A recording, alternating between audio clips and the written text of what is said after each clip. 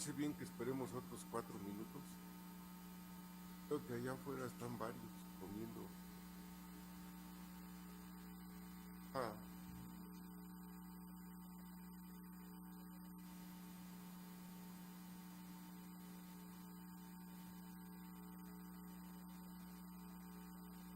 ¿ustedes también hacen trabajo aquí con la Escuela Nacional de Trabajo?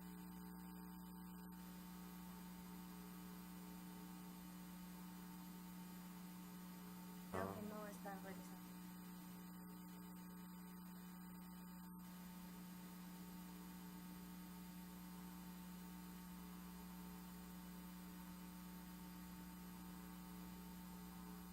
claro, Sí, claro, sí. sí, escuela, ¿no? En Ujú. particular.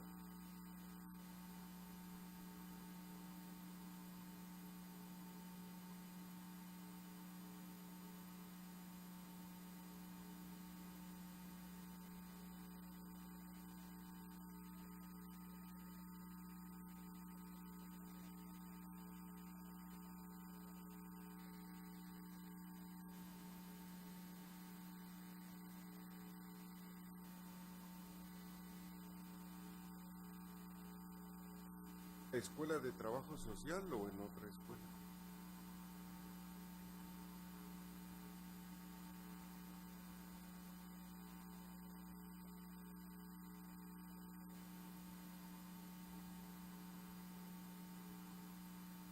Acabo de platicar hace poco con la directora de aquí de Trabajo Ujú. Social y con el coordinador de educación. Ujú. Pues está muy interesado él en ampliar el proyecto. Voy a decir que le mande un mensaje a Sí, Martín, el a ver doctor si... Martín siempre está.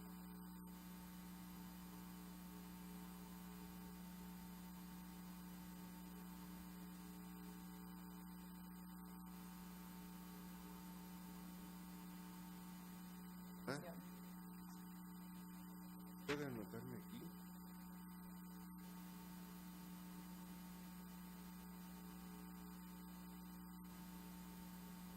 Javier,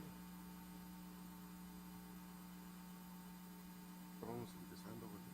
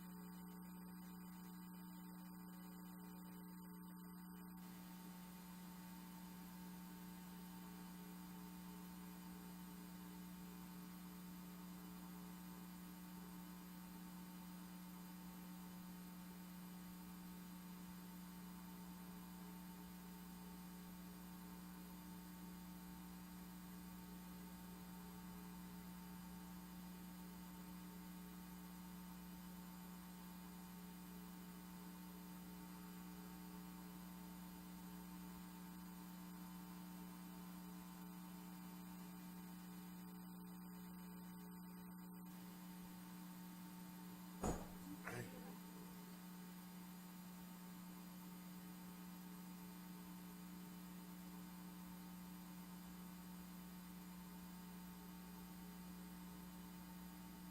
aquí me envió una pequeña semblanza. No, y está enorme la semblanza.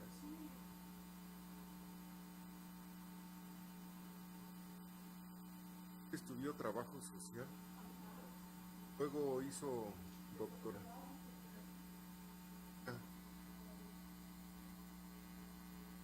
Ajá, aquí en la facultad.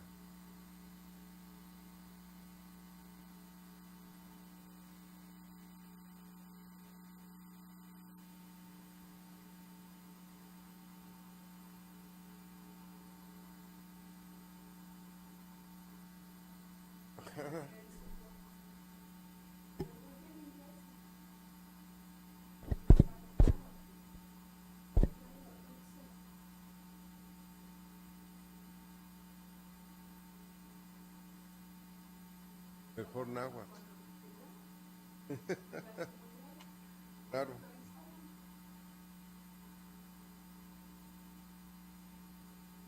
Hacer pues, hacer documentos en náhuatl. No, excelente. O aquí algunos de los. Sí. Javier, ¿usted cree que ya está listo? Ajá, por favor. Que Javier es el técnico que controla todo esto, que hace todo esto. Hace toda la transmisión, todo.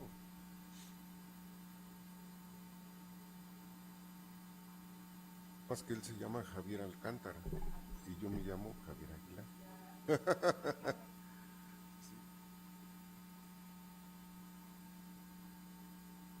¿Ya? Gracias. Sí, buenos días. Pues me da mucho gusto empezar esta sesión del seminario La crisis, el poder y los movimientos sociales en el mundo global. Este seminario, para esta sesión, tiene prevista la participación del doctor Martín Castro, ¿no?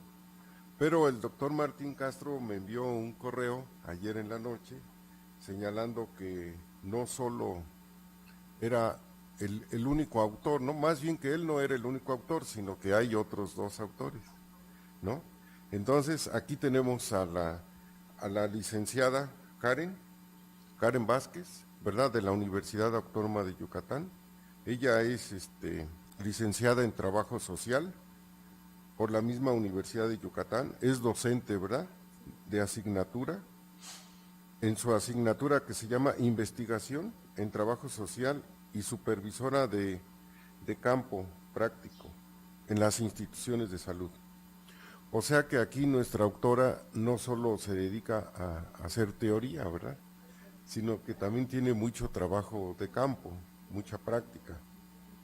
Bueno, el doctor Martín Castro, pues por algunas razones personales o familiares, ¿verdad?, no pudo llegar. Y entonces nos hizo favor de enviar aquí a la licenciada Karen Vázquez. Bueno, el doctor Martín Castro pues tiene un amplio currículum, como les decía.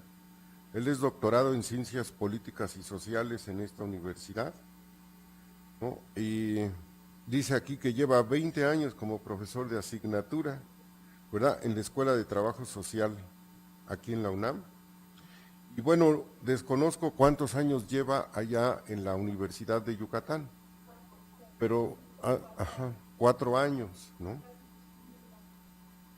En Hidalgo también ha dado clases. Sí, y aquí menciona que él ha publicado una serie de libros y ya ha desarrollado temas como la cultura de la participación y construcción de la ciudadanía, la política social y los pueblos indígenas, el desarrollo social y la calidad de vida, modelos de intervención, teoría y método de trabajo social, los movimientos sociales, claro, participación y calidad de vida en México, epistemología, trabajo social y migración, ¿verdad? Son temas, pero también son libros, esto que les acabo de mencionar. Así que, pues yo entiendo que ambos autores o los 3 autores de esta ponencia, pues son gente muy especializada en estos temas, ¿no? Bueno, le pedimos al doctor que nos enviara el título de su ponencia y nos envió Participación y represión de los jóvenes universitarios. Un análisis retrospectivo del movimiento estudiantil en Coyoacán, ¿no? En Coyoacán, en Yucatán. Coyoacán es otra cosa. Bueno, disculpen ustedes. Bueno, le vamos a dar la palabra a la licenciada Karen Vázquez, por favor.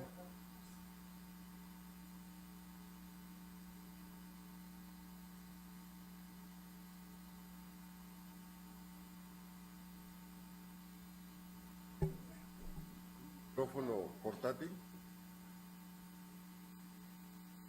Nada, pues sí. Aquí se ve.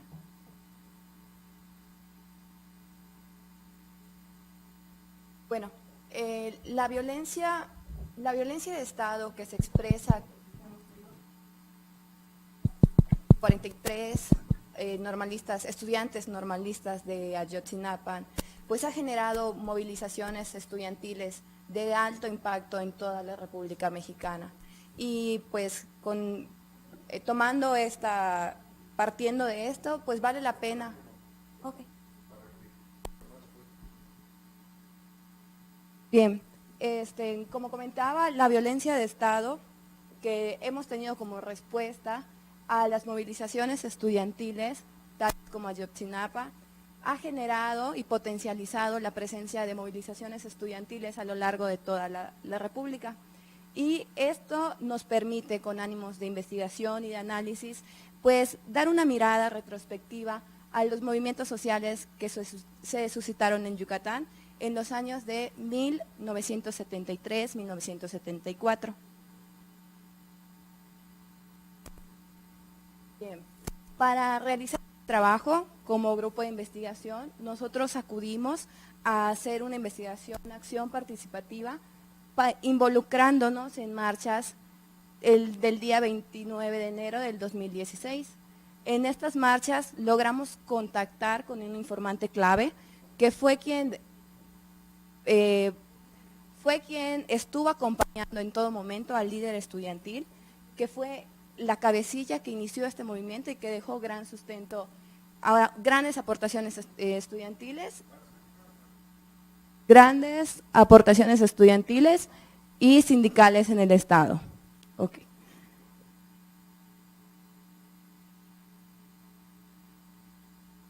No, aquí está bien. Sí.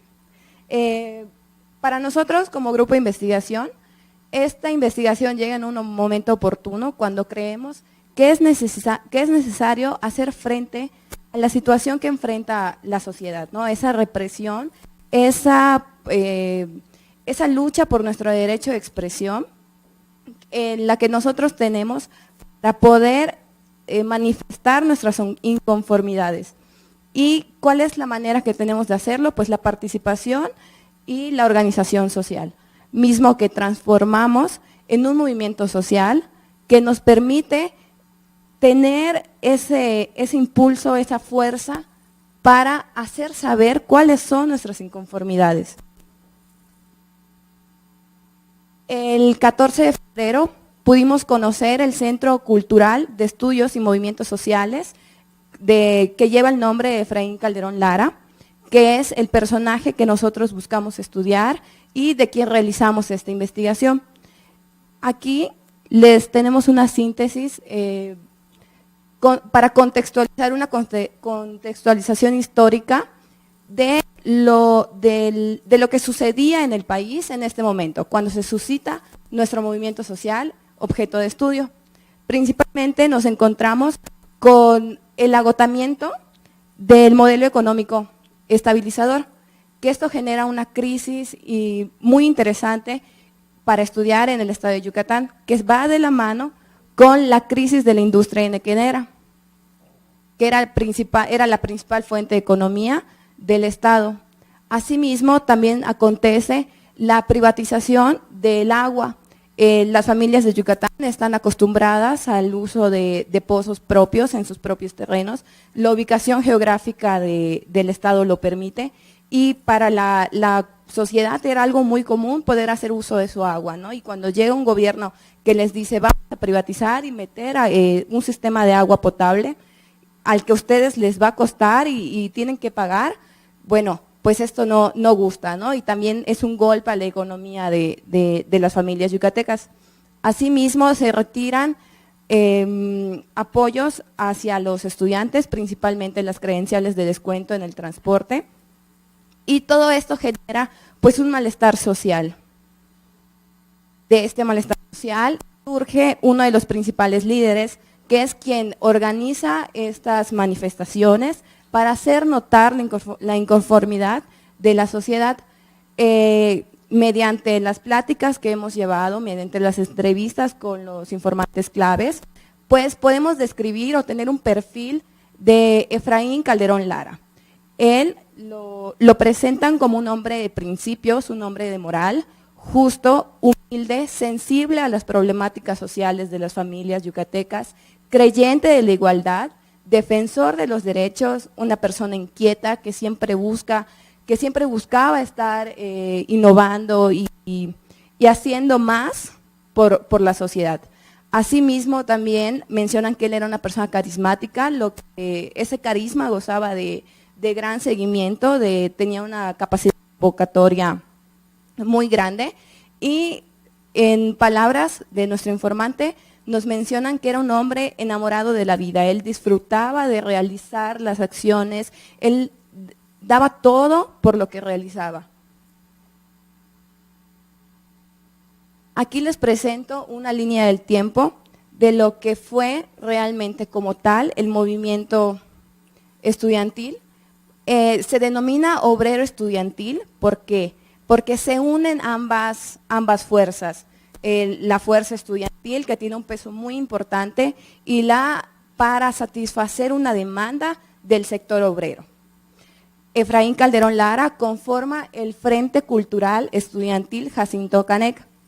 Este Frente Cultural se basaba principalmente en hacer acciones sociales. Ellos se dedicaban a la recolecta de medicamentos, ropa, y acudían a las comunidades más alejadas del Estado para dar este beneficio a la sociedad.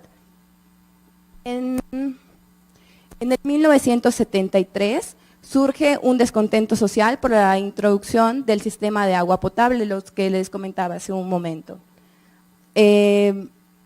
Los estudiantes universitarios y el Frente Jacinto Canec se unen para apoyar las demandas sindicales del grupo de transportes. Esto obviamente no tiene una aceptación por parte de las familias que veían como negocio este servicio público, ¿no? Y comienzan a poner obstáculos en la realización de este sindicato.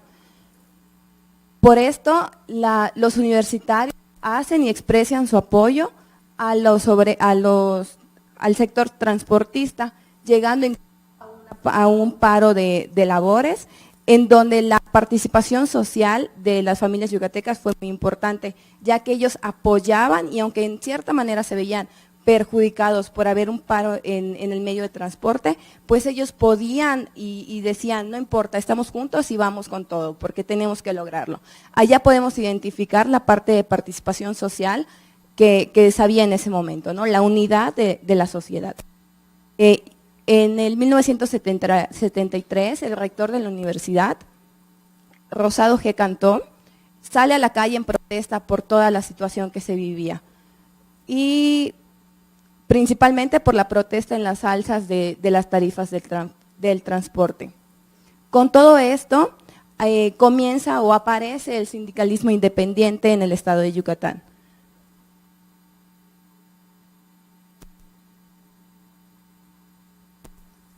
Posteriormente, el Frente Cultural Estudiantil Jacinto Canec cambia de nombre a Frente Popular Independiente. Es decir, ya no únicamente se ocupaban en hacer acciones sociales o culturales, sino que ahora expresaban abiertamente su apoyo para la conformación de estos sindicatos, ya que se creía, o ellos tenían la firme convicción de que estos sindicatos iban a permitir una mejora en la calidad de vida de la mayoría de las familias yucatecas. A la par se intenta la conformación del cuarto sindicato de CUSESA. Esta es la Constructora del Sur, Asociación Civil, pero la empresa no lo reconoce. Por tal motivo, los empleados salen a la calle en manifestación de reconocimiento de su sindicato, ya que ellos sabían que era un derecho que como empleados les correspondía, y esto hace estallar la huelga de los obreros. La empresa ve afectados sus intereses propios, por lo que mandan a llamar, por lo que se acercan al líder que estaba conformando este sindicato, Efraín Calderón Lara, y le dan un primer aviso. Le dice, ¿no? O sea, deja de movilizar a la gente y nosotros te damos un puesto donde tú estés muy bien acomodado. Como ya vimos en el perfil de Efraín, él es un hombre de ideales y no vende esas ilusiones de esa gente que sabía que era su derecho y que estaba en búsqueda de ese respeto. Por eso, en respuesta a una negativa, lo secuestran y esto hace estallar las manifestaciones estudiantiles, ya que Efraín Calderón Lara, aún en calidad de estudiante, comenzó a hacer estas acciones de asesorar en la conformación de grupos sindicales. Aquí es un dato muy importante, ¿no? Porque lo vemos de atrás hacia adelante. Él, aún como estudiante, tenía esas acciones.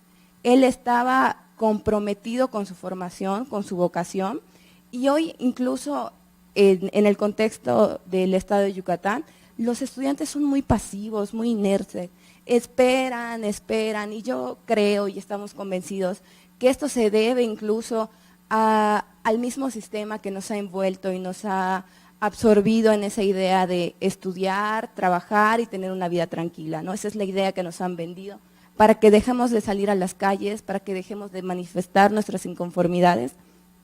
Y pues algo ha cambiado, ¿no? En el 1973, 1974, veíamos estudiantes comprometidos con su profesión y con la sociedad. Ahora, ¿qué es lo que tenemos? ¿Qué es lo que nos falta?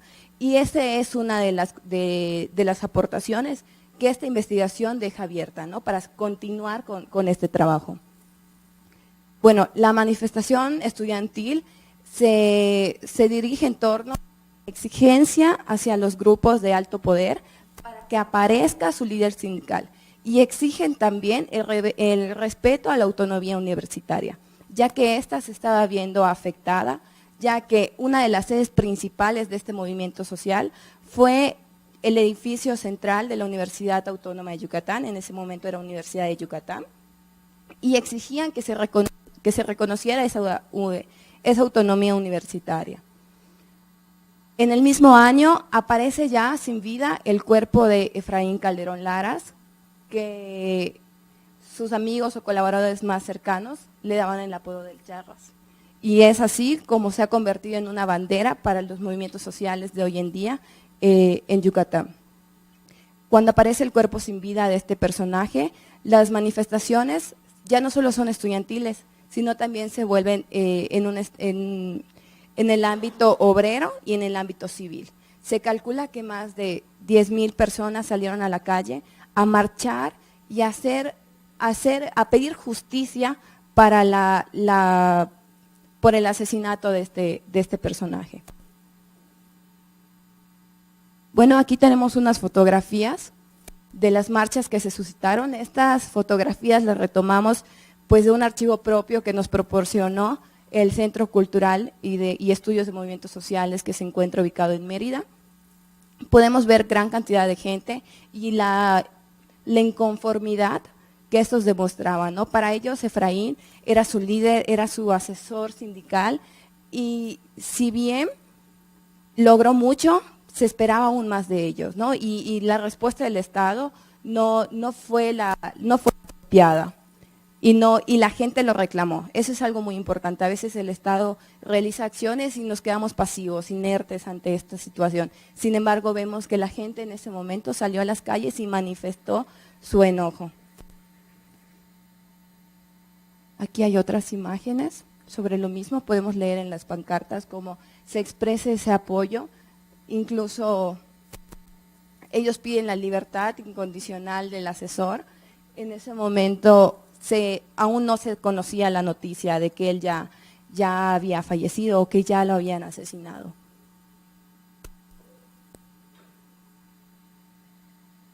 Aquí les contextualizo un poquito. Ese fue el día de su velorio. Él fue velado incluso en las instalaciones del edificio central, porque la gente así lo pidió, porque los familiares así lo dispusieron, en honor y en honra a su memoria de toda la lucha sindical y estudiantil que él había hecho, ¿no? En lo que él representaba para la comunidad estudiantil de Yucatán.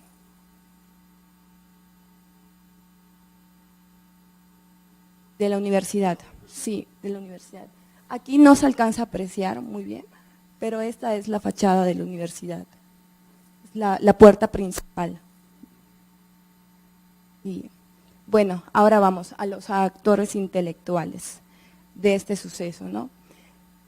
Era sabido por la gente que el entonces gobernador, Carlos Loret de Mola, servía hacia las familias más apoderadas que le habían dado el poder en ese momento, que a través de sus recursos le habían valido para sentarse en esa silla de la alta jerarquía política del estado de Yucatán. Y al mismo tiempo, como su mano derecha, el jefe de la policía estatal, Felipe Gamboa Gamboa.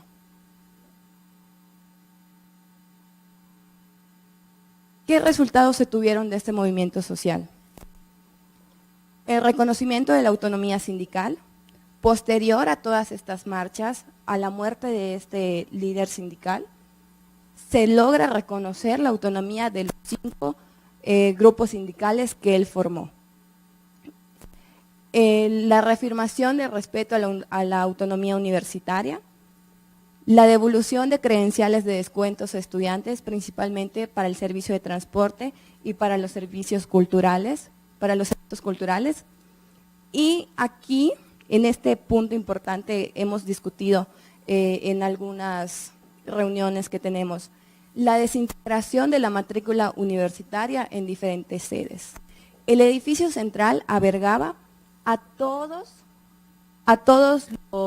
las licenciaturas, la licenciatura en Derecho, la licenciatura en Sociología, todas las licenciaturas, y esto generaba una unión entre todos los estudiantes que los hacía fuerte, ¿no? Por ahí sabemos que la unión hace la fuerza, y el momento de desintegrarlas en diferentes facultades, se pierde ese contacto.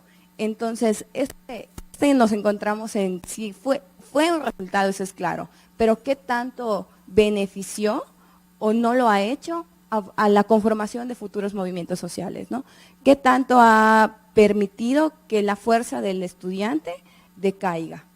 Si siguieran juntos, ¿qué sería, ¿no? ¿Qué se daría? Fuera algo muy interesante.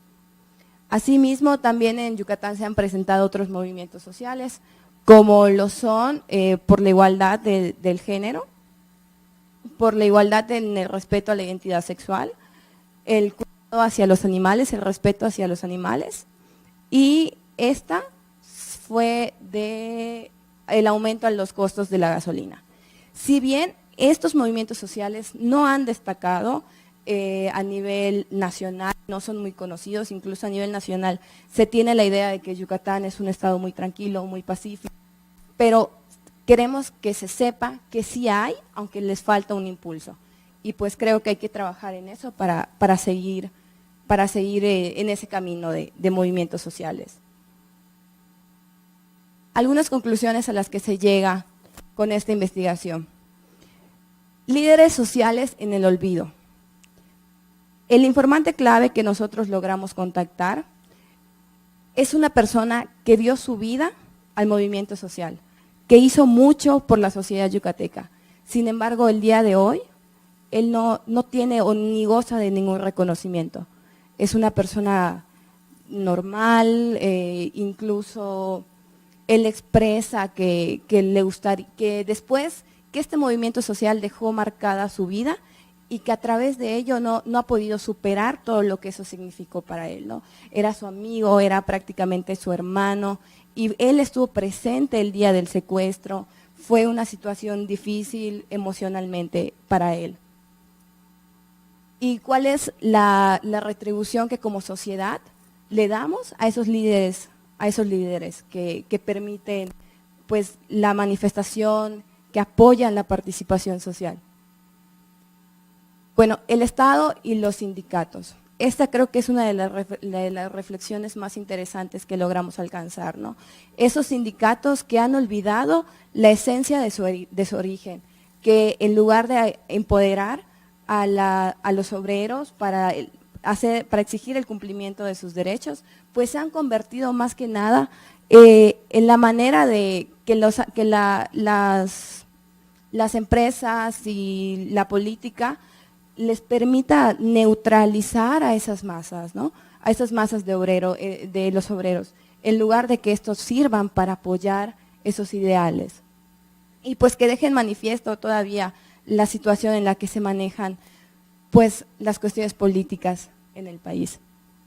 El daño emocional de los actores sociales que participan en los movimientos sociales. Igual va ligada con la primera, como un actor que participa en un movimiento social de esta magnitud, donde incluso se ve afectada la vida de una persona, un ser querido, cómo lo toma después de este movimiento social, cómo él puede desarrollar o continuar con su vida, si esta participación tuvo una afectación. Estas son las conclusiones, bueno, algunas de las conclusiones que tomamos de esta investigación y pues nos permiten un panorama para seguir, para continuar. Es importante que sepamos que esta es una investigación que se planea seguir trabajando y seguir estudiando. Por último, una frase que consideramos dice mucho. Dice mucho de ese mundo en el que vivimos, marcado por un sistema capitalista, en el que con tal de tener más y de conseguir cada vez más, pues vamos dejando de lado la esencia del ser humano y la humanidad que nosotros tenemos.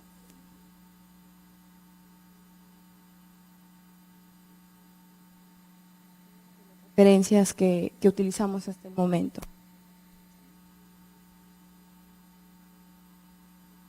No, con esto termino mi aportación.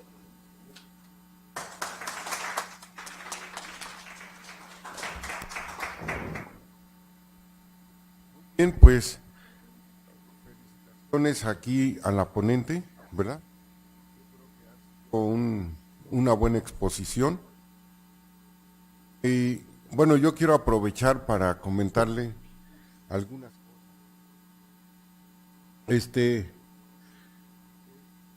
No recuerdo bien, pero pareciera ser que Efraín Calderón ya al Partido Comunista, ¿no? Eso hay que hacerlo notar en la ponencia, ¿no? Que él era miembro del Partido Comunista. Yo recuerdo que, bueno, en aquellos años, el Partido Comunista era muy activo, muy ligado a los movimientos sociales, ¿verdad? Existían otros partidos, ¿no? Que un partido maoísta o que un partido trotskista, etcétera. Había varios partidos. Pero yo creo que el PCM era el partido que tenía más influencia, digamos, en algunos líderes sindicales y sociales. Bueno, el segundo comentario es que este gobernador que estaba en esos momentos, Carlos Loret, bueno, supongo que era representante, ¿no? Así de toda la oligarquía, ¿no? Ajá. Y él, bueno, mi pregunta es casi absurda, ¿no? Pero me gustaría saber qué le pasó. ¿Todavía vive o ya no vive o qué? ¿Dónde anda, no? Me gustaría saber. Y luego, bueno, me gustaría que pudieran ampliar cuál es la situación actual, digamos, ¿no? Darnos algunos datos de los movimientos sociales, o si el actual gobernador los reprime a todos o no los reprime. Los movimientos son muy pequeños, muy dispersos, ¿verdad? Me gustaría que nos pudiera dar una visión un poco más actual, ¿no? Bueno, estos son mis comentarios, pero me gustaría saber cuáles otros comentarios hay antes de que...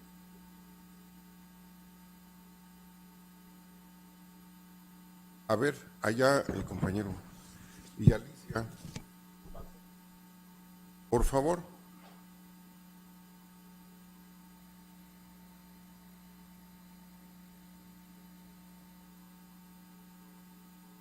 Bueno, sí, yo quiero comentar alguna cuestión de la presentación y también algunas preguntas. En la época en que se da este movimiento, evidentemente que había una guerra sucia contra los movimientos sociales, era, digamos, que 5 años del 68, 73, la DIV y todas las fuerzas represivas estaban en apogeo, el 71 ya había pasado, los halcones, el Estado mexicano se encontraba en un partido único, en un totalitarismo para mí camuflado por elecciones fraudales, es decir, toda la coyuntura de estos movimientos está dada también por los antecedentes, ¿no? Das antecedentes regionales o estatales. Una de las preguntas es, ¿qué influencia tuvo este periodo del 68 en Yucatán? O si no tiene más que indicadores regionales o motivaciones regionales. En segundo lugar, la estructura de liderazgos está un poco manejada en forma más psicologista, es decir, daños emocionales. A mí me parece que daños emocionales, pues en una lucha en México como ahora, pues esos daños emocionales están asegurados, porque los luchadores sociales o son metidos a la cárcel por invención de delitos, es decir, toda la parafernalia de represión que tiene el Estado mexicano para acotar a algún líder social o a un radicalizado, incluso en la UNAM, ¿no? Entonces, la cuestión es cómo analizar un movimiento social en su estructura de liderazgos, cuál es su identidad colectiva, era estudiantil o obrera, es una lucha de conjugación de dos fuerzas. ¿En qué estado estaba el sindicalismo en Yucatán, que logra en esta coyuntura articularse a los estudiantes, y por qué hay continuidad o por qué hay decadencia de este movimiento, o qué sucede con la represión posterior, o si los estudiantes, no hay voluntarismo en los movimientos sociales, nadie puede hacer un movimiento social de la noche a la mañana porque quiere emocionalmente integrarse, ¿no? Eso ya tiene factores estructurales, factores de microsociología, es decir, de cuestiones más concretas. Entonces, aunque está un poco descriptiva la presentación, la teoría sobre ese movimiento, pues, había que apuntalarla, ¿no? O sea, desde qué paradigma se analiza el movimiento estudiantil, ¿no? Por si hay, bueno, muchos paradigmas de movimientos sociales. Y actualmente, en el país, pues, los gobernantes son, además, virreyes, ¿no? O tienen un estatus político, el sistema político bastante viable para la represión o para la corrupción.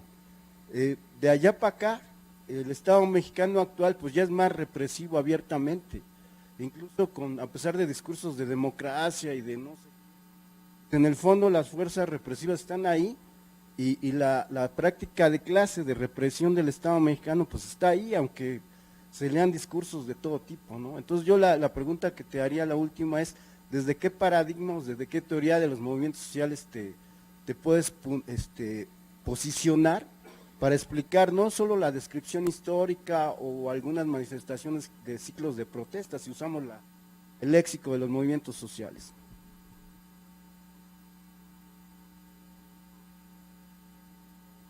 Alicia. Muchas gracias. Mi nombre es Alicia Aguiluz y soy profesora de la Facultad de Ciencias Políticas y Sociales. Pues a mí me gustaría saber qué movimientos compusieron ese gran movimiento que organizó este líder de que nos hablas. Si estaba compuesto por campesinos, por trabajadores, bueno, supongo que habría enequeneros, trabajadores enequeneros, pero también había empleados. ¿Qué tanta potencia tenía cada sindicato o cada grupo? En fin, sería muy interesante saber cuál era la participación de los campesinos. Supongo que Yucatán no es una entidad muy industrializada, o si lo es, pues por favor dime. ¿Y cuál era la industria más importante? Suponemos que la de la exportación del Enequén, pero ¿qué más? ¿Qué otras fuentes industriales había? Y bueno, ¿cómo participaban aquellas personas que trabajaban dentro de esa industria, eran empleados también, en fin, también habría sindicatos independientes que querrían participar en estas movilizaciones, ¿no? Pero también me gustaría saber si hubo alianzas de este gran movimiento, de este gran sindicato, con otras organizaciones sindicales en otras entidades federativas. Y era un movimiento, como dice Hugo, estrictamente local, en Mérida y no en otros lugares, en otros pueblos, ¿no? ¿Cómo era el apoyo que recibía de otros lugares? ¿Y por qué? A lo mejor también. Y luego también me llamó mucho la atención la cuestión del daño moral. ¿Qué se entiende por daño moral? ¿Y por qué se toma en tu investigación como un asunto decisivo, casi, porque es parte de las conclusiones, ¿no? El daño moral, ¿qué significa? Porque todos estamos dañados moralmente. Los gobiernos no nos resuelven absolutamente nada desde toda la vida. A los campesinos ya tienen siglos que no se les hace caso y que son reprimidos. Entonces, podríamos hablar de que el daño moral es algo muy extendido que viene con la represión capitalista, pero ¿por qué entonces ustedes lo toman como un aspecto de la investigación tan importante? Claro que es importante, no quiero decir que no lo sea, pero debe haber algo muy especial para integrar este concepto a esta movilización de estas. Hubo, además de otros sindicatos, otras fuerzas organizadas que, aunque no pertenecían al Partido Comunista, colaboraban. Eso sería bueno verlo, ¿no? Bueno, muchas gracias. Un poco a Alicia, les quería comentar que ella señaló que todos estamos dañados, ¿no? Se podría pensar entonces que el daño moral es como un patrimonio de la humanidad, ¿no? Es un patrimonio de México, un patrimonio de Yucatán, ¿verdad?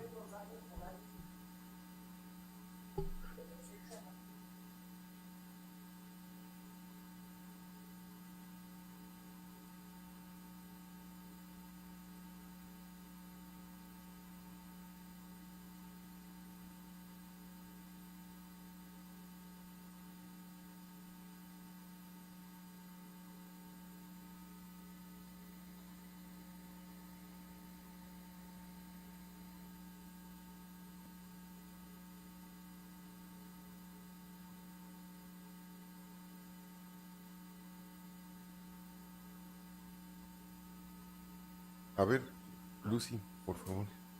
Pues yo te felicito, muy buena exposición, te agradezco. Por otro lado, creo, no sé, ya tú lo aclararás, ¿no? Pero pienso que le dan importancia, en este caso específico, al daño moral, no porque desconozcan, que me consta que lo saben, que todos estamos dañados en este sistema y que nos dañan cotidianamente. Pero entiendo que tu informante clave es una persona con la que convivieron mucho. Yo también me involucro mucho con la gente con la que trabajo, como sujetos de investigación. Y ellos también me cambian y me importan. Y creo que a pesar de que todos estamos dañados, cuando tú convives mucho con un informante que le da mucho peso a esto, es también importante que como investigador, investigadora, tú lo reflejes en tus resultados como algo muy importante.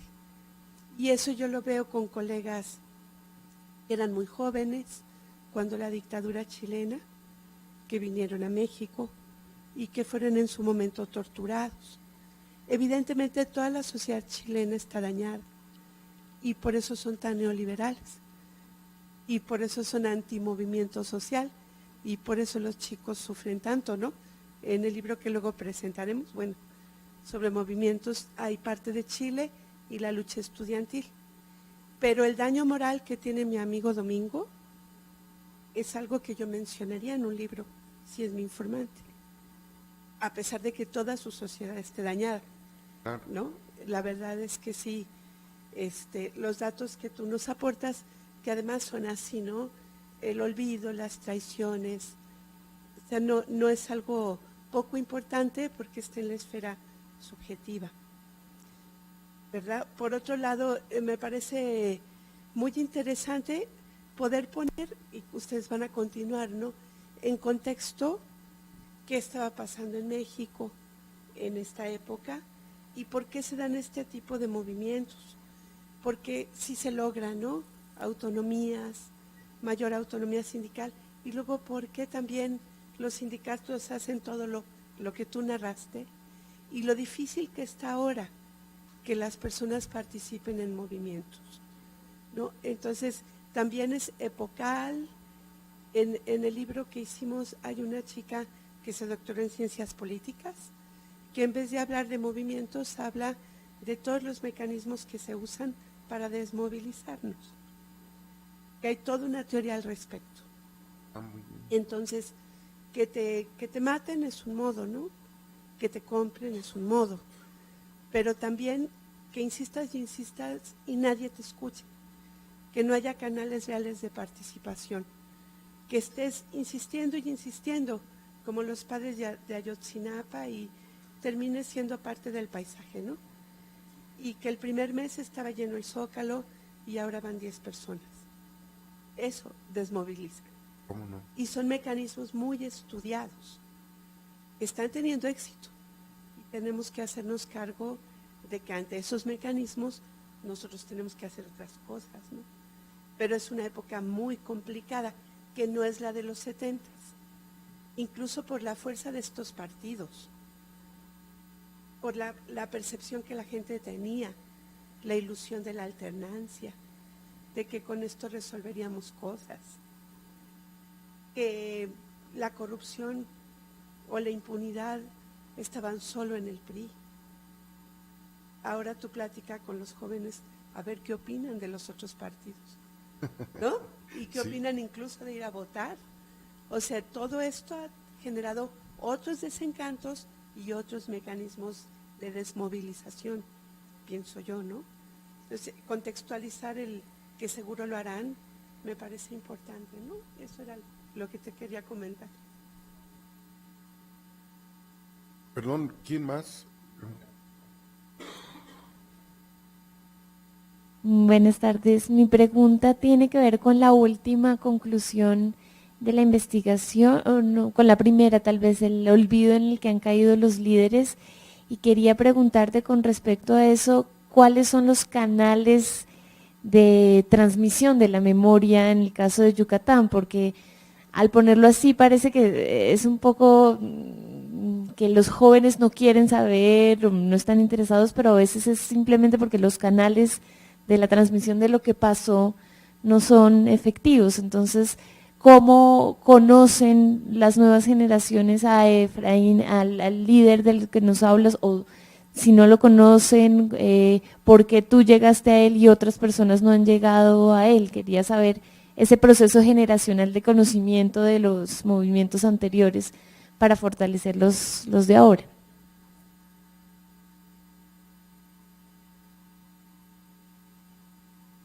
¿Ya? Bueno, yo voy a hacer una última pregunta, ¿no? Es que es muy interesante esto y nos recuerda muchas cosas. Miren, en los años 72, 73, aquí en la Ciudad de México, había también una gran cantidad de marchas, de manifestaciones, ¿no? Por apoyar al movimiento sindical independiente, a los campesinos, ¿no? A los mineros, en fin, había muchos temas, ¿no? Por ejemplo, el tema de las mujeres, el tema de los jóvenes, el tema, ¿verdad?, de la famosa democracia, etcétera. Y aquí, sobre todo el movimiento sindical tuvo un auge, ¿no?, en los años 72, 73, y luego disminuyó. Pero justamente en esas marchas se hablaba mucho se llegó a hablar o a manifestarse mucho el nombre de Efraín Calderón, ¿no? Entonces, no sé si ustedes como grupo de investigación ya revisaron aquí la prensa nacional, ¿no? Pero ahí van a ver ustedes cómo el nombre de Efraín era mencionado en una y en otra marcha, ¿verdad? Día con día, día con día. Entonces es muy interesante. Ahora, y otra pregunta que tengo es más bien en cuanto a metodología, como han dicho los compañeros. Que ahí en uno de los cuadros pusiste que hay un informante clave, ¿no? Pero no nos pusiste el nombre. Ahora, esto yo no sé si es decisión tuya o es decisión del informante. Yo entiendo que en los años 70, a principios de los años 70, se sentía igualmente en el país mucha represión. Entonces, los nombres eran cosa de mucho cuidado, ¿no?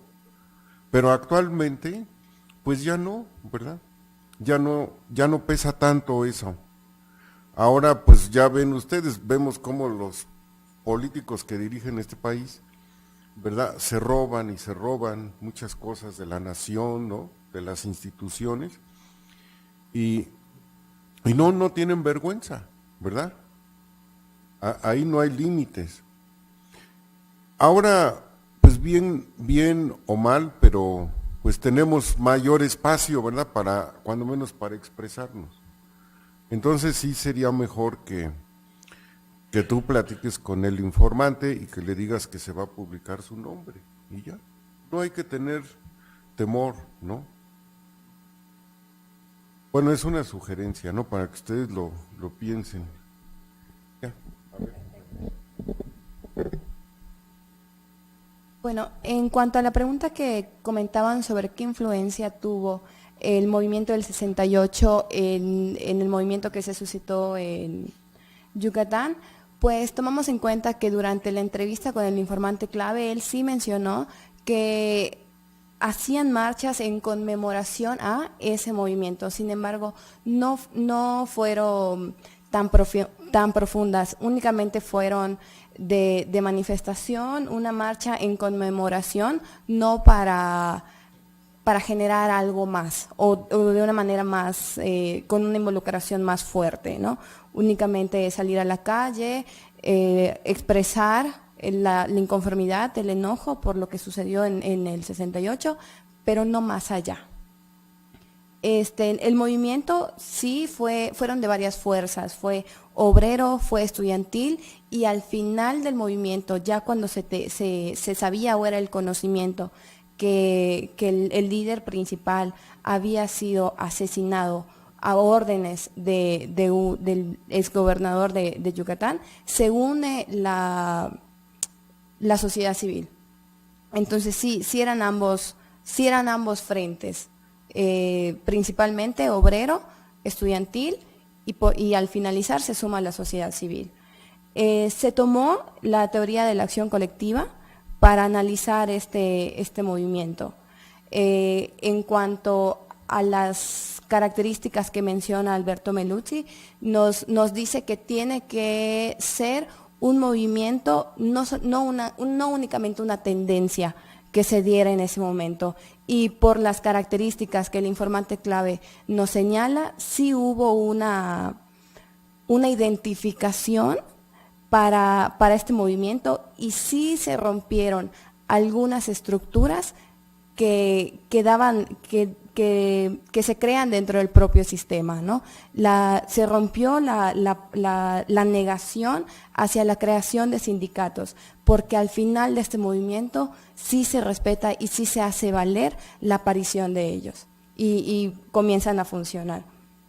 En cuanto a la pregunta de cuál era el papel de los obreros, campesinos, en cuanto a la fuerza sindical, pues se retoma que ellos eran principalmente los más interesados en que se hicieran, en que estos grupos sindicales tuvieran una aparición y una fuerza, una identidad en el Estado, ya que eran los inicios del sindicalismo independiente en el Estado de Yucatán. Estamos hablando que era el primer sindicato que se formaba.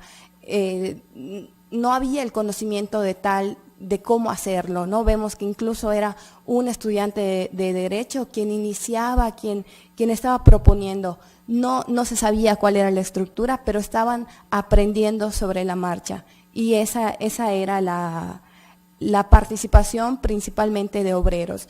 En cuanto ellos deciden incluso dar ese paso que a ellos les causaba temor en cuanto a las represalias que pudieran existir por parte de los dueños de los medios de la producción, ¿no? De los empresarios o de la fuente de empleo.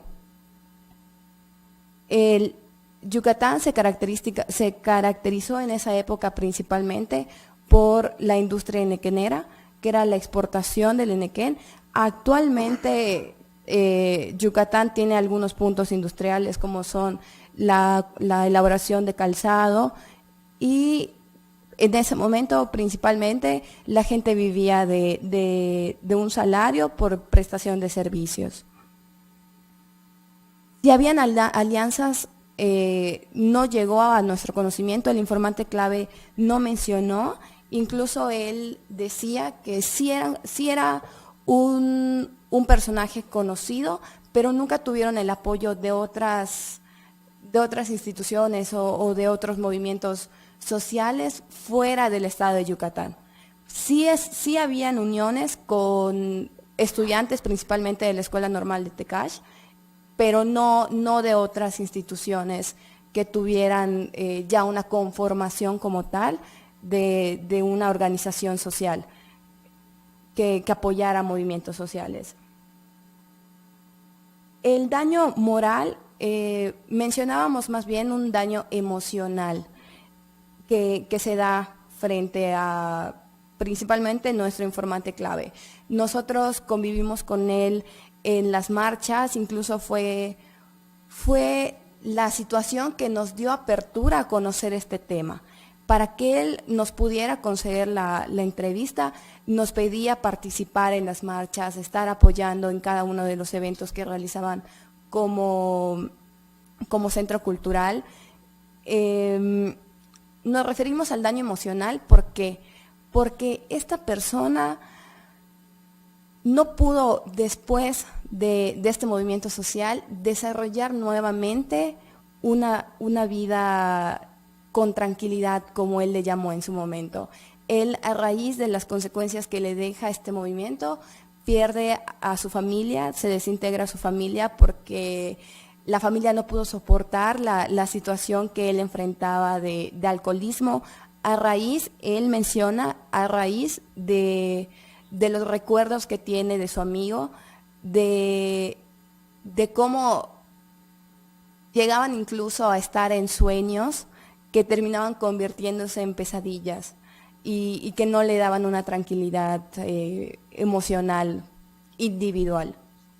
Por eso se menciona la cuestión de daño emocional, principalmente, porque al informante clave que tenemos sí le afecta incluso hasta la desintegración de su familia y el hundimiento en un problema de alcoholismo que poco a poco ha ido superando hasta este momento. Pero sí menciona esa afectación para su vida. La sociedad yucateca como tal es muy pacífica en el sentido que no es una sociedad que salga a la calle a manifestarse, es una sociedad que acepta, que no menciona pues sus inconformidades. No es como tal que el gobierno actual lo reprima de una manera violenta como se dio en el 73, perdón. Simplemente no hay la iniciativa de la sociedad a salir a las calles.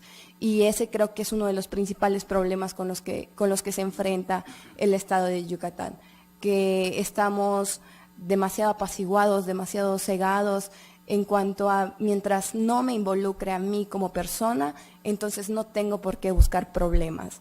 Esa ha sido pues una de las respuestas principales que se ha tenido de varias personas que han sido entrevistadas en cuanto a su percepción sobre movimientos sociales.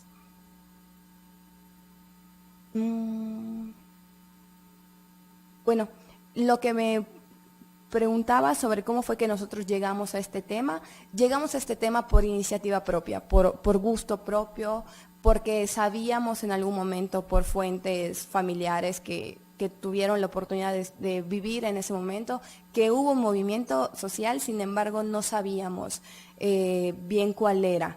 Y fue como que la iniciativa, la inquietud de comenzar a investigar, y fue que llegamos a ello. Pero yo creo que si los jóvenes no tienen la iniciativa para investigar y preguntar e involucrarse en estos temas, pues no se daría a conocer, ya que no hay muchas investigaciones que hablen o que hayan dejado un sustento o una sistematización de lo que se dio en estos años en Yucatán.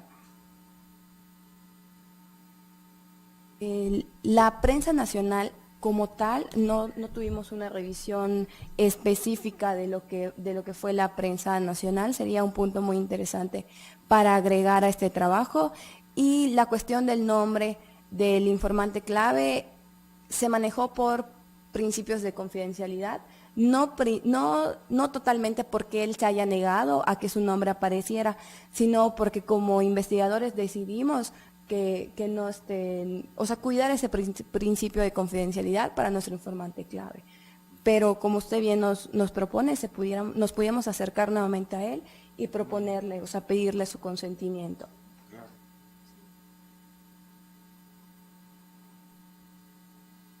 Creo que por mi parte sería todo, no sé si... ¿Una otra pregunta o comentario? Alicia. Comentario.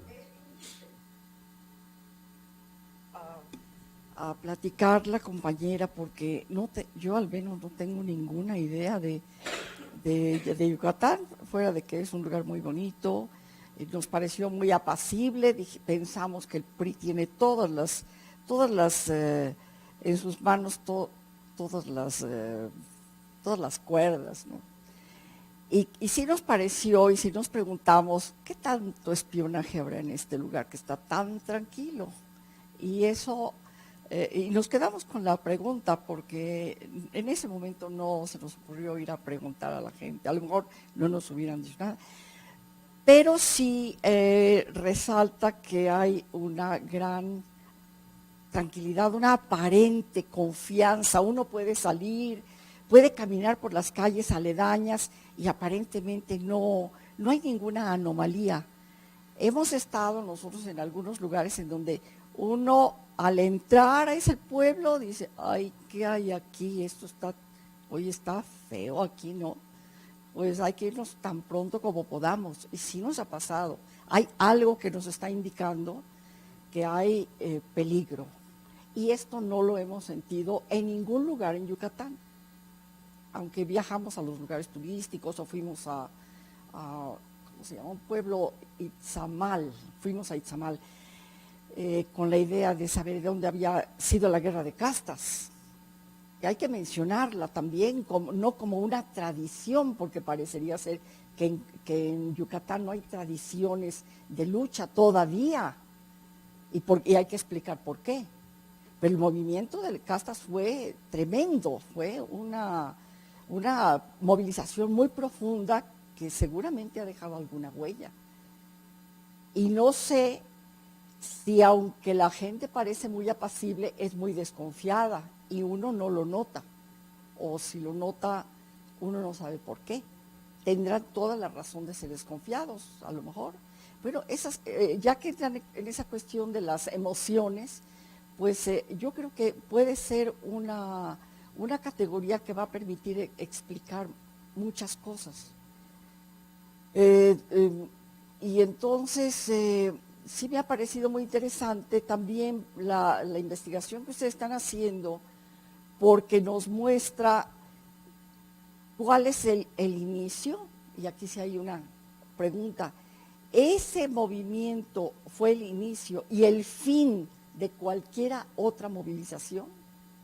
No hay ninguna condición que pudiera lanzar a la gente a la calle. ¿Por qué hay este aparente interés en no movilizarse. ¿Qué condiciones de trabajo hay? La gente resuelve sus problemas yendo a trabajar a Cancún y ganan bien. Entonces, pues, esa es una manera de exportar la insatisfacción, que la gente sale del pueblo, va a Cancún, va a otros lugares y obtiene los medios de vida. Y eso es como una válvula de escape. Esas opciones de viajar y encontrar fuentes de trabajo en otros lugares. Y por otra parte, la gente con lo que produce dentro de sus parcelas, dentro de sus lugares, pues no necesita más. Porque además, si hablamos de emociones, la gente está contenta con una forma de vida sencilla, no ambiciona tener coches, que es una forma anticapitalista de cualquier manera de comportamiento, el no querer acumular y acumular más y más poder y más dinero y eso. Prefieren en su escala de valores disfrutar la vida, aunque no tengan demasiado, si tienen para comer, si tienen para vestir y si tienen servicios médicos a su alcance, a lo mejor medicina tradicional o clínicas que les han puesto, pues todas estas son formas de contener la protesta. ¿Para qué voy a protestar si estoy contenta? A mí no me gustan los coches últimos modelos y estar compra y compra y compra cosas. Además, si compro muchas cosas, voy a tirar a la basura muchas cosas y voy a contaminar al planeta. Pues mejor no, ¿para qué quiero sabritas si yo tengo mi buena comida en mi casa, muy nutritiva? Que la gente no se enferma, o si se enferma, la gente está contenta, entonces no es neurótica. Qué cosa maravillosa. Hay que entender también la parte indígena de esta cultura. Esta cultura es muy importante y explicaría que un sindicalismo, ¿qué es eso? Si tenemos a la comuna, que resuelve nuestros problemas de estabilidad emocional y muchos problemas a través de préstamos, de tequios, de rifas en familia. La familia es muy fuerte. Entonces, esa organización, que sí existe, nada que está desorganizada, es una organización familiar muy poderosa y el capitalismo no le ha hecho nada. Aunque les pongan en la televisión miles de objetos para comprar, la gente no responde. Como no responde a los llamados de movilizaciones que desde un punto de vista fueron muy costosas y que no dejaron prácticamente nada. ¿Para qué me movilizo? No es que sean conformistas en un sentido capitalista. Hay algo más que hay que investigar. ¿Por qué? Bueno, muchas gracias. Es un tema de cultura, ¿no? También. Yo nada más voy a hacer el último comentario, más bien metodológico. La mayoría de los investigadores tienen opciones de campo en los cuales tienen que comprometerse con el movimiento o no. Yo llamo esto la investigación participante, es decir, o de colaboración, en el que el caso clave o el informante clave se pone de acuerdo con el investigador para hacer un diálogo de esa investigación, más que una pregunta amenazante de una entrevista. En todo caso, se incluiría la historia de vida del propio informante. Aquí la cuestión, por ejemplo, en el caso zapatista, ir a investigar a los zapatistas no es nada más hacer un proyecto de investigación y decir, ahora contestas esto, porque los zapatistas no aceptan proyectos de investigación de cualquiera y además puede estar permeado por la contrainsurgencia o mandar investigadores del gobierno o investigadores sesgados hacia cierta cuestión política contra los zapatistas. Entonces los zapatistas, si les presentan un proyecto de investigación, no se puede tomarlos como objeto a los movimientos sociales, sino como sujetos en movimiento. Entonces la cuestión metodológica es muy importante, porque ningún investigador es neutral, ni las ciencias sociales pueden ser neutrales, sí objetivas, pero no neutrales, como está ahorita la sociedad. Yo creo que nada puede ser neutral. Entonces, mi línea de investigación es el zapatismo, y yo lo que me preguntaba es que para ir con los zapatistas yo recomiendo un texto que maneja bien esa metodología de compromiso, de investigación militante o participante, que se llama Luchas Muy Otras, en las que hay un ensayo de André Abreu sobre los intelectuales y el poder y qué hacen las tesis, o para qué sirve una tesis, para titularme, para exponer y revelar un proceso político radical, para comprometerme más políticamente, para meritocracia, ser doctor y escribir no sé cuál. Los zapatistas cuestionan mucho esa posición puramente individual o egoísta del investigador de llegar y decir, ahora te pregunto esto y hasta te agredo con el cuestionario. Entonces la problemática metodológica es muy delicada para movimientos de este tipo. Y el problema central en el caso del daño emocional está en la historia de vida, como metodología de exposición del por qué uno se involucra en los movimientos sociales, que no son voluntarismos, o mañana me voy a este movimiento, mañana me voy al otro, o me vuelvo protagónico. Entonces la dificultad metodológica y teórica va más allá de simplemente ver lo fenomenológico del movimiento social. Por eso, si yo voy a preguntarle a los zapatistas qué sucede con el mandar obedeciendo, no voy a llegar con un machote de investigación y decir, a ver quién me contesta esto. Yo dialogo con los zapatistas me dicen que para qué les puede servir la investigación, por eso cito ese texto, y en última instancia yo estaría dialogando con un sujeto en movimiento, no un objeto, que eso es cambio metodológico. Entonces a los movimientos sociales se les debe considerar no como sujeto-objeto, yo sujeto y el otro, sino como sujeto-sujeto. Y la única forma de llegar a su historia de vida o a su cuestión identitaria es mediante un diálogo entre el investigador y ellos.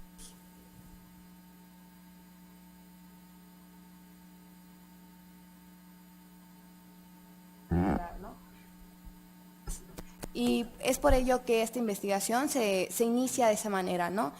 Con la participación en esos movimientos sociales, para que también ellos se den cuenta que no es solamente un producto de investigación lo que queremos tener o obtener la información, sino que personalmente estamos comprometidos con el tema de movimientos sociales y que no sientan lo que usted mencionaba, ¿no? Que vengan a hacerme una entrevista que incluso puede ser agresiva, sino fue una constante participación en sus movimientos, estar en sus proyectos, en lo que se disponga, no solamente en el papel de yo investigador y tú me vas a dar la información. No, fue un trabajo en conjunto de todos, del equipo que conformó el estudio el Centro Cultural y de Estudios de Movimientos Sociales que se encuentra en Mérida, con el representante que fue principalmente a quien acudimos, y también en la organización y en las manifestaciones de las marchas que ellos realizaban. Así que sí, o sea, sí hubo esa interacción entre investigador y sujetos de investigación. Sí. Y bueno, el comentario que realizaba la señora Alicia, la doctora Alicia, sí, es muy interesante. Bueno, lo que voy a decir en este momento no es producto de una investigación o que yo pueda decir que estos son los resultados tal cual, pero creo que sí hay mucha esa cuestión de las relaciones familiares que son muy fuertes y ese sentido de la gente de querer vivir con tranquilidad en las comunidades o principalmente en los municipios de Yucatán. Yo soy de Maxcanú, soy de un pueblo, viajo todos los fines de semana para allá y es muy tranquilo ver cómo la gente disfruta de lo que tiene sin necesidad de aspirar o de ambicionar más. Como usted mencionaba, ellos son felices y son muy tranquilos si en el patio de su casa tienen gallinas, tienen pavos, incluso comen mucho mejor que nosotros, ¿no? Nosotros, cuando en nuestra mesa, solamente en ocasiones especiales, podríamos asentar un pavo, ¿no? Y para ellos es algo natural. Si en ese momento no tengo el recurso económico como tal, pero sí tengo el material en el patio de mi casa, ¿no? Lo tengo al alcance. Y por eso podría ser una manera de desmotivar los movimientos sociales, ¿no? La tranquilidad, tener a la mano lo que se necesita para tener una vida tranquila y es lo que a ellos les llama la atención, es lo que yo he percibido que a ellos les interesa, tener un pedazo de terreno donde yo pueda cosechar, tener mis animales con los que yo me pueda alimentar, con eso siento que ellos, no sé si llamarlo, se conforman o con eso están tranquilos. Creo que habría en esta parte, pues retomar la invitación y el proyecto de investigación que usted menciona, ¿no? Averiguar por qué es así la sociedad yucateca.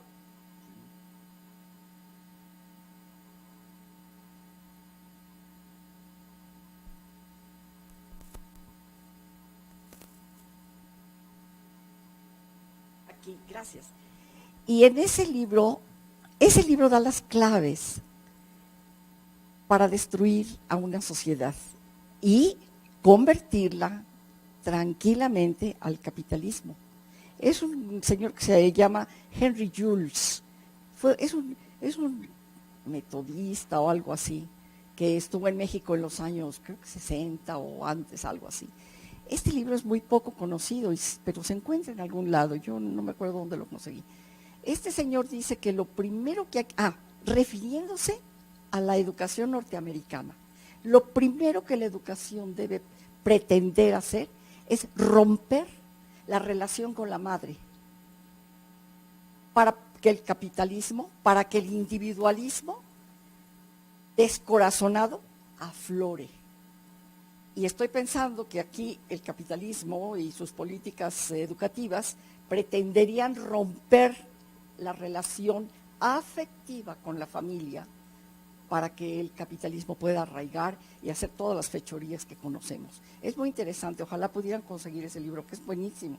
A mí me dio la clave para entender exactamente cuál es la estrategia emocional de estos ideólogos de la educación y qué nos están haciendo. Muchas gracias. Gracias. Hola, buenas tardes. Bueno, yo tengo como dos comentarios, o más bien como también sugerencias. En primer lugar, pues tiene que ver con cómo abordar lo que comentabas de que consideras que en Yucatán pues no hay como, o en el momento en el que surgen estas manifestaciones y estos movimientos, pues como que no había muchos antecedentes, ¿no? De como un arraigo sindical, un arraigo obrero, etcétera. Y bueno, intentar como en tu investigación, no sé en qué etapa estés también, como intentar explicar a partir de cuestiones más estructurales, ¿no? De qué es lo que explicaría que con anterioridad no surgieran estos movimientos, en cambio en otros estados de la República pues sí, ¿no? Quizá está vinculado, como decían, con la industria, con la cuestión de industrialización, que finalmente es lo que en todos los países promueve el incremento de la sindicalización. Y bueno, eso es como una, ¿no? Cómo intentar explicar estructuralmente eso. Y la otra es como un comentario metodológico que te señalaban, de que yo creo que sí es interesante lo que estás haciendo de entrevistas, pero no sé si vas a complementarlo con otros informantes, porque sería muy importante que hicieras una triangulación de información, no solamente de informantes, sino también como referencias hemerográficas, y si hay investigaciones, pues intentar vincular todo lo que te vayan a decir, o sea, y hacer la triangulación, ¿no? Y también es importante lo que te decían de la historia de vida, porque sí, eso yo creo que si te remontas, como que te pudieran informar ellos también acerca de estas cuestiones que te digo estructurales, de por qué no tuvo o tenía tanto arraigo el sindicalismo, lo que quieras. Yo creo que los informantes te podrían dar como también un poco de indicios acerca de eso. Entonces, mis dos comentarios son en eso, una cuestión como de un poco teórica y la otra es como más metodológica. Y creo que la forma de abordarlo en términos de entrevistas, pues siempre es muy, muy fructífera, ¿no? Entonces está muy bien. Bueno, en esta etapa de la investigación nos encontramos únicamente explorando explorando lo que fue el movimiento social, acercándonos y pues estamos intentando trabajar más y llegar más a fondo.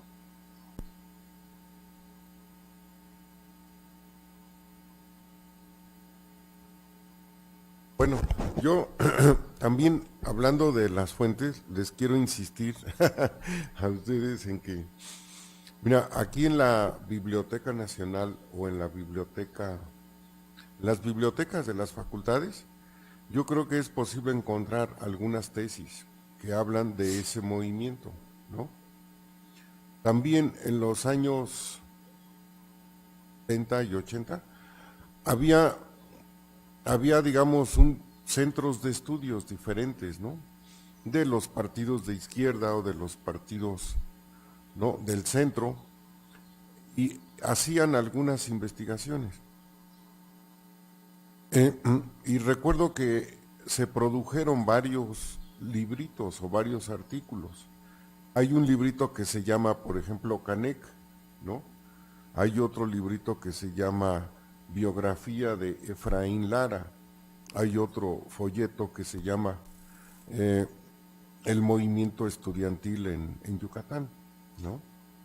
O sea, aquí yo creo que hay varios centros de investigación o bibliotecas donde ustedes podrían encontrar, ¿no?, más información. Como acaba de decir el compañero, enriquezcan su acervo bibliográfico, hemerográfico, ¿verdad? Y sí hay muchas cosas, ¿no? Y desde luego seguir el tema de las entrevistas, ¿no? Eso les va a multiplicar y les va a hacer profundizar en el estudio. Muy bien, bueno, si no hay algún otro comentario, pregunta, pues gracias aquí a la compañera, ¿no?